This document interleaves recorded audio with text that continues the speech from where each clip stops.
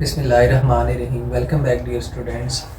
आज हमने cellular respiration को डिस्कस करना है और सेलुलर रेस्पिरेशन में इसकी स्टेजेस और ग्लाइकोलिसिस को डिस्कस करेंगे।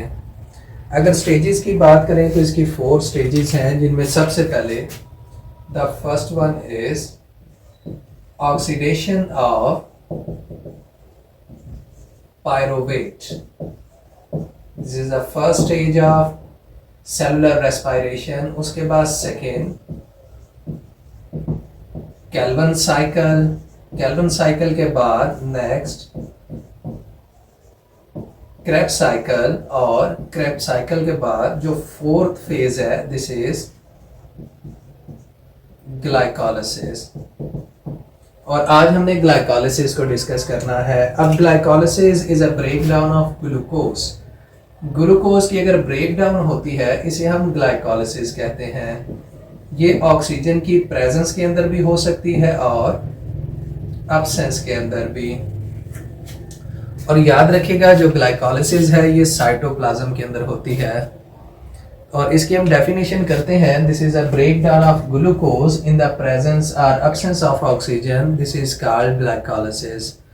याद रखिएगा जो ग्लाइकोलिसिस है ये 10 स्टेप प्रोसेस है, यानी एक चेन रिएक्शन है जिसके अंदर 10 स्टेजेस आती हैं। और हम इन स्टेजेस को डिस्कस करते हैं। इनमें सबसे पहला हमारे पास जो मॉलिक्यूल है जिसकी ब्रेकडाउन होती है this is called glucose. Glucose आगे चेंज होता है इनटू द ग्लूकोज 6 फॉस्फेट। अब ये ग्लूकोज 6 फॉस्फेट कैसे बनेगा? इस ग्लूकोज की फास्फोराइलेशन होती है। फास्फोराइलेशन से मुराद है कि एक मॉलिक्यूल एटीपी का ब्रेक करेगा और ब्रेक करने के बाद ये जनरेट करेगा एडीपी, और इससे निकला हुआ फॉस्फेट ग्लूकोज के कार्बन 6 के साथ अटैच होगा और ये बनाएगा ग्लूकोज 6 फॉस्फेट। ग्लूकोज 6 फॉस्फेट आगे अपना स्ट्रक्चरल आइसोमर बनाएगा, this is called fructose 6 phosphate. याद रखिएगा ये सारा प्रोसेस एंजाइमेटिक है। हम यहाँ पर एंजाइम को भी डिस्कस नहीं करेंगे। जितने भी हम स्टेप्स पढ़ेंगे ये सारे के सारे एंजाइम कैटालाइज्ड होते हैं। तो ग्लूकोज 6 फॉस्फेट आगे ये बनाएगा isomer, this is called fructose 6 phosphate.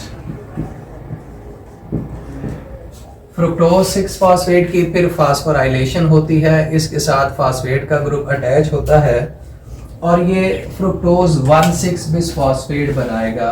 Dear student हम यहाँ पर लिखेंगे जैसे ही इसकी फास्फोराइलेशन होती है यानी एटीपी का मॉलिक्यूल ब्रेक करेगा और एडीपी बनाएगा, और जैसे ही एडीपी बनाता है तो इससे एक फॉस्फेट निकल के इसके कार्बन 1 के साथ अटैच होगा और मॉलिक्यूल बन जाएगा फ्रुक्टोज 1,6 बिस फॉस्फेट। अच्छा, ये जो हमारे पास जितनी भी ये चेन रिएक्शन है ये सारी की सारी फेज, इस फेज को हम प्रेपरेटरी फेज कहते हैं, जिसमें एटीपी के मॉलिक्यूल इन्वेस्ट होते हैं और अगली ऑक्सीडेटिव फेज के अंदर एटीपी जनरेट किए जाते हैं। तो यहाँ पर लिख लें ये हमारे पास सारी की सारी जो चेन है दिस इज कॉल्ड प्रेपरेटरी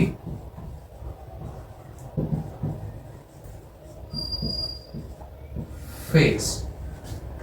उसके बाद प्रिपरेटरी फेज के बाद नेक्स्ट फेज जो यहां से स्टार्ट होती है this is called oxidative phase. याद रखिएगा ऑक्सीडेटिव फेज के अंदर 2 तरह के मॉलिक्यूल जनरेट होते हैं जो दोनों एक दूसरे के आइसोमर होते हैं, दोनों इंटर कन्वर्टेबल होते हैं, एक दूसरे के अंदर चेंज हो सकते हैं, जिनमें फर्स्ट है G3P जिसे आप ग्लिसरैल्डिहाइड 3 फॉस्फेट भी कहते हैं, और उसके बाद सेकंड है डाइहाइड्रोक्सी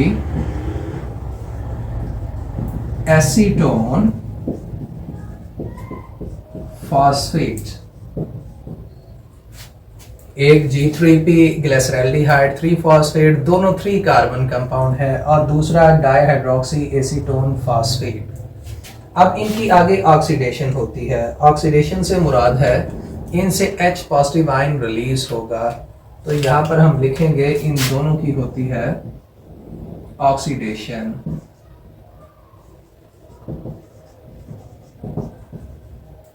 और इस G3P की भी होगी, और मॉलिक्यूल बनेगा NAD, ये NADH के अंदर चेंज होगा, और यहाँ पर ऐड होता है इनऑर्गेनिक फॉस्फेट। यहाँ पर भी एक इनऑर्गेनिक फॉस्फेट एंटर होगा। याद रखिएगा ये फास्फोराइलेशन जो होती है ये एटीपी के ब्रेक करने से नहीं होती।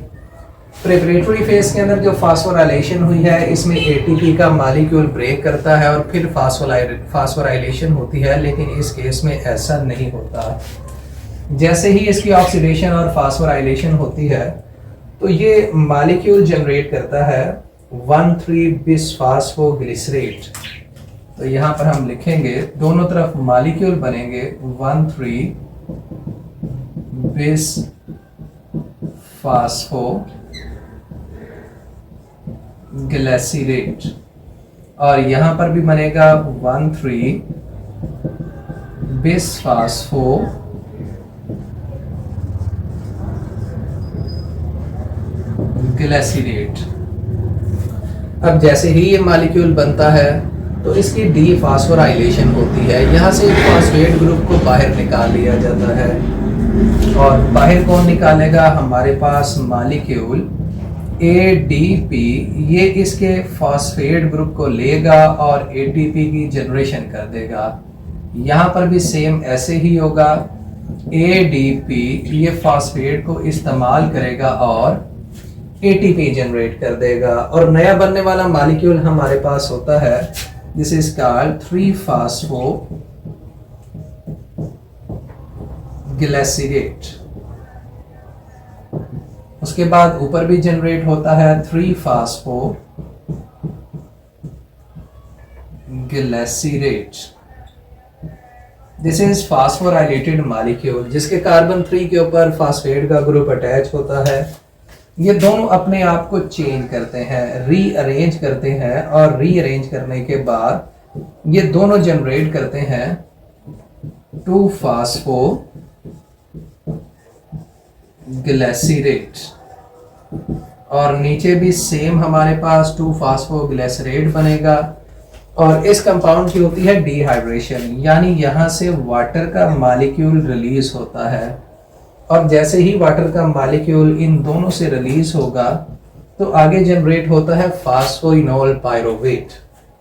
तो नेक्स्ट हम लिखेंगे यहाँ पर, नेक्स्ट जनरेट होगा फॉस्फोइनोल पायरोवेट। यहाँ पर भी जनरेट होता है फॉस्फोइनोल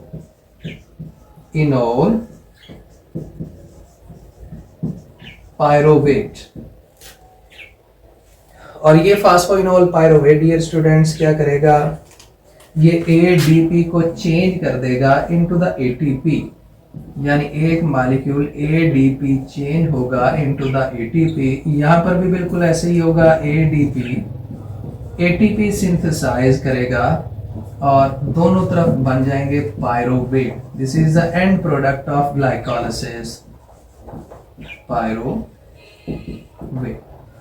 तो डियर स्टूडेंट्स ये हमारा टॉपिक था ग्लाइकोलाइसिस, जो कि 2 फेजेस के ऊपर मुश्तमिल है, यहाँ से लेके यहाँ तक प्रिपरेटरी फेज, और ये नेक्स्ट जितनी भी हमने ड्रॉ की है this is called oxidative phase, जिसमें 2 मॉलिक्यूल ऊपर इन्वेस्ट हुए थे ATP के, और जिसमें हमने आउटपुट कितनी ली है? एक ATP का मॉलिक्यूल यहाँ पर, उसके बाद बिल्कुल सेम 3-फॉस्फोग्लिसरेट, ये ऊपर भी है 2 मॉलिक्यूल, उसके बाद 3rd और 4th, यानी ऑक्सीडेटिव फेज के अंदर 4 मॉलिक्यूल ऑफ ATP जनरेट होते हैं, जो कि नेट प्रोडक्शन है, लेकिन 2 प्रिपरेटरी फेज के अंदर इस्तेमाल भी होते हैं। तो डियर स्टूडेंट्स ये हमारा टॉपिक था ग्लाइकोलाइसिस। मजीद लेक्चर्स के लिए स्टे ट्यून्ड। अल्लाह हाफिज़।